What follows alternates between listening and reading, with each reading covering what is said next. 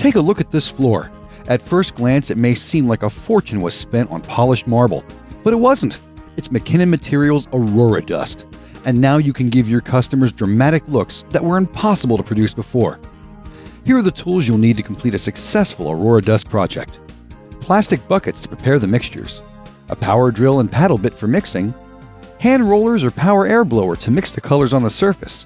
You could also use hand brushes for mixing surface colors, sanding paper, and extension poles. Once the surface you're working on is clean, prepare the coating by applying one of our tinted primers. These come in either black or white. Once the primer has been applied, allow it to sit overnight, then return. Take your sandpaper and lightly buff the surface. This allows the epoxy mixture to properly adhere. Now it's time to mix your epoxy color solutions.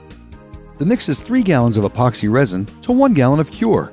This step is also where you add one of our 12 custom colors. It's important while mixing to mix slowly.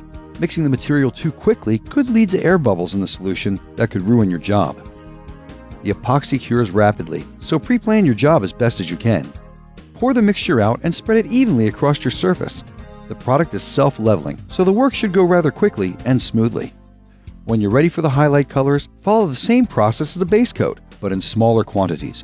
Randomly pour your highlight color directly over the base color. Use a paintbrush and a hand bucket to dribble the color, in this case Brilliant Pearl, and small random drips throughout the surface. The more random, the better. Once all the colors have been poured onto the surface, use a paint roller, broom, or even a power air blower to mix the colors together. Instantly, you'll see the effect come to life. Take a look at this example. First, this mock-up was prepared with a black primer coat, then lightly roughed up with a power sander to allow the base color to adhere more effectively. Mix the primary base color using the same standards and procedures as other materials. Then pour the mixed base color directly onto the color primer.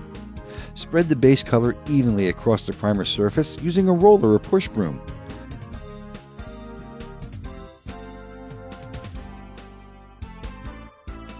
Next, before the primary color dries, we dribble a highlight color randomly across the surface.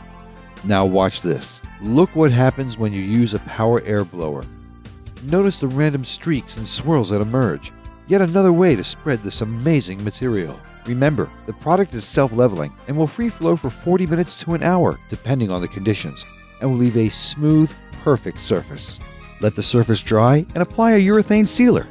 It's just that simple to create the amazing looks that are possible with McKinnon Materials Aurora Dust.